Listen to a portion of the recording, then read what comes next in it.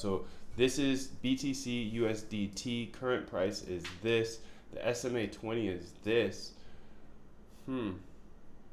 Maybe because there's not enough data. And that's right, because this just gets the price. So while the code looks pretty good,